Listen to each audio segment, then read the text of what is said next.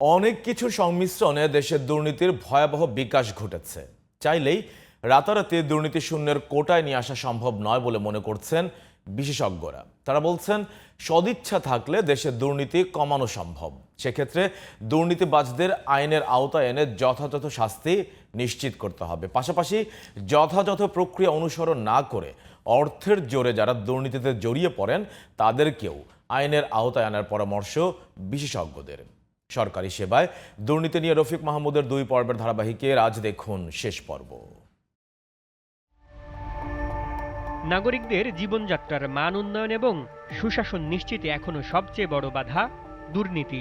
বৈশ্বিক সূচক এবং দেশের বিভিন্ন জরিপের তথ্য বলছে, বিভিন্ন পদক্ষেপেও দুর্নীতি তো কমেইনি, বরং ক্রমান্বয়ে বেড়েছে।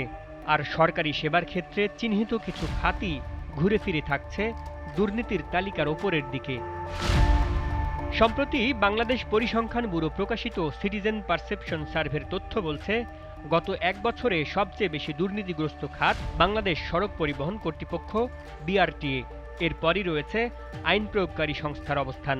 এছাড়া উঠে এসেছে পাসপোর্ট এবং ভূমি নিবন্ধন অফিসের দুর্নীতির চিত্র। বিবিএস-এর সাম্প্রতিক পরিসংখ্যান দুর্নীতি নিয়ে ট্রান্সপারেন্সি ইন্টারন্যাশনাল বাংলাদেশ টিআইবির ধারাবাহিক গবেষণারই অনেকটা প্রতিচ্ছবি মনে করেন প্রতিষ্ঠানটির নির্বাহী পরিচালক ইফতেখারুজ্জামান। বলেন, অনেক প্রত্যাশা থাকলেও অন্তর্বর্তী সরকারের 10 মাসে খাতওয়ারি দুর্নীতি তো কমেইনি, বরং কোনো কোনো ক্ষেত্রে বেড়েছে।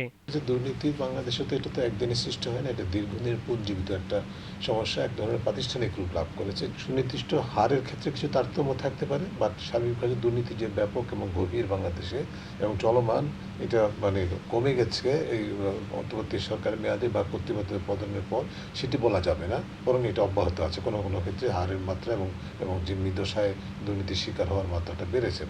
সরকারি সেবায় ভয়াবহ দুর্নীতির কারণে নাগরিকদের সঙ্গে রাষ্ট্রের দূরত্ব তৈরি হচ্ছে বলে মনে করেন অপরাধ বিশেষজ্ঞ ডক্টর মোহাম্মদ তৌহিদুল হক। আর এ কারণে নাগরিকরাও তাদের দায়িত্ব পালনে বিমুখ হচ্ছে বলেও মনে করেন তিনি। যারা দুর্নীতি করেন তারা কিন্তু খুব সাধারণ পর্যায়ের মানুষ না। সাধারণ মানুষের পর্যায় থেকে যে দুর্নীতি হয়, রাষ্ট্রের বড় ধরনের ক্ষতি হয়ে যাবে ব্যাপারটা এরকম না। কিন্তু যারা এই গুরুত্বপূর্ণ পদে বসে আছেন, সেই পদের বা সেই মর্যাদার যে ক্ষমতা বা তার যে শক্তি, এটাকে ব্যবহার করে তারা যে অর্থ লুটপাট থেকে শুরু করে মানুষকে বঞ্চিত করা, সেবা দেওয়ার নামে যে অর্থ হাতিয়ে নেন, এর মধ্যে দিয়ে কিন্তু রাষ্ট্রের সাথে জনগণের একটা দূরত্বের জায়গাটা তৈরি হচ্ছে। দুর্নীতির সাথে যারা জড়িত তাদের আইনের আওতায় আনতে না পারলে দুর্নীতি কমানো সম্ভব নয় বলেও মত দেন টিআইবির নির্বাহী পরিচালক ইফতেখারুজ্জামান।